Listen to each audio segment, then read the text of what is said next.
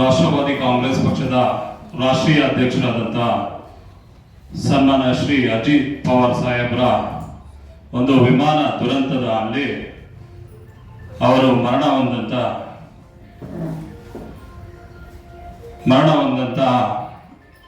ಒಂದು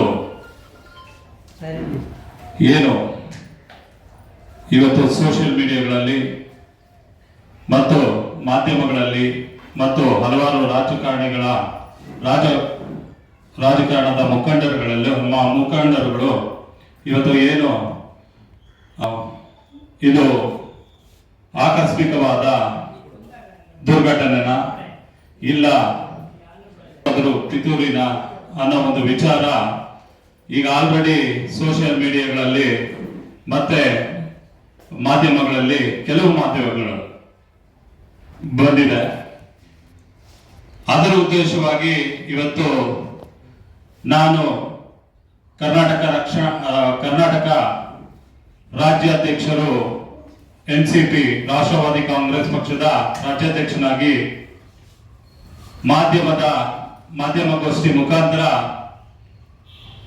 ನಾನು ರಾಷ್ಟ್ರಪತಿಗಳಿಗೆ ಹಾಗೂ ಗೃಹ ಇಲಾಖೆಗೆ, ಕೇಂದ್ರ ಗೃಹ ಇಲಾಖೆಗೆ ಮತ್ತು ಏನು ಏವಿಯೇಷನ್ ಮಿನಿಸ್ಟರ್ ಇದ್ದಾರೆ ಕೇಂದ್ರ ಒಂದು ಮನವಿಯನ್ನ ಮಾಡ್ಕೊಂತ ಇದ್ದೀನಿ ಮಾಧ್ಯಮದ ಮುಖಾಂತರ.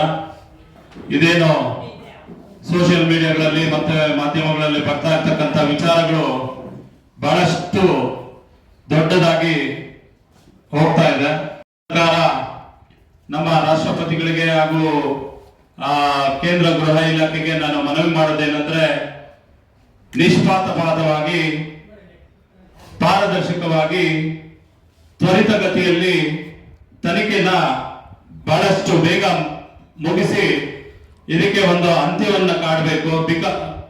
ಕಾರಣ ಏನಂದ್ರೆ, ಇವತ್ತು ಎಲ್ಲೋ ಸೋಷಿಯಲ್ ಮೀಡಿಯಾಗಳಲ್ಲಿ ನಾವು ನೋಡ್ತಾ ಇದ್ದಾಗ, ಮಾಧ್ಯಮಗಳಲ್ಲಿ ನೋಡ್ತಾ ಇದ್ದಾಗ ನಮಗೂ ಆ ಒಂದು ಸಂದೇಹ ಉಂಟಾಗ್ತಾ ಇರೋದ್ರಿಂದ ಇದನ್ನ ಉನ್ನತ ಮಟ್ಟದಲ್ಲಿ ಇದೊಂದು ತನಿಖೆನ ಬಹಳ ಚುರುಕಾಗಿ ತ್ವರಿತಗತಿಯಲ್ಲಿ ಮುಗಿಸ್ಬೇಕು ಅಂತ ನಾನು ಈ ಮೂಲಕ ಮಾಧ್ಯಮದ ಮೂಲಕ ಮನವಿ ಮಾಡ್ಕೊಂತ ಇದ್ದೀನಿ. ಕೆಲವು ಮಾಧ್ಯಮಗಳಲ್ಲಿ ಬಂದಿದೆ, ಸೋಷಿಯಲ್ ಮೀಡಿಯಾದಲ್ಲಿ ಬಂದಿದೆ, ಇದು ಪಿತೂರಿ ನಡೆದು ಅವರನ್ನ ಕೊಲೆ ಮಾಡಲಾಗಿರುವ ಸಂಖ್ಯೆ ಇದೆ ಅಥವಾ ಕೊಲೆ ಮಾಡಲು ಸಾಧ್ಯತೆ ಜಾಸ್ತಿ ಇದೆ ಅಂತೇಳಿ ಕೆಲವು ಇದರಲ್ಲಿ ಪ್ರಕಟ ಆಗಿದೆ. ಹೌದು, ಅದೇ ಆ ಉದ್ದೇಶದಿಂದನೇ ಈ ಒಂದು ಮಾಧ್ಯಮ ಗೋಷ್ಠಿಯನ್ನ ನಾನು ಈ ದಿನ ಇಟ್ಕೊಂಡಿರೋದು. ನಮ್ಮ ದಕ್ಷಿಣ ಭಾರತದ ಎಲ್ಲ ರಾಜ್ಯಾಧ್ಯಕ್ಷರುಗಳು ಕೂಡ ಬರಬೇಕಾಗಿತ್ತು. ಫ್ಲೈಟ್ ಡಿಲೇ ಆಗಿರೋ ಕಾರಣದಿಂದ ಮುಂಬೈಯಿಂದ ತೆರಳುತ್ತಾ ಇದ್ರು. ಫ್ಲೈಟ್ ಡಿಲೇ ಆಗಿರೋ ಕಾರಣದಿಂದ ನಮ್ಮ ತೆಲಂಗಾಣ ರಾಜ್ಯದ ರಾಜ್ಯಾಧ್ಯಕ್ಷರು ಮತ್ತೆ ತಮಿಳುನಾಡು ರಾಜ್ಯದ ರಾಜ್ಯಾಧ್ಯಕ್ಷರುಗಳು ಕೂಡ ಬರ್ಲಿಕ್ಕೆ ಸಾಧ್ಯ ಆಗಲಿಲ್ಲ.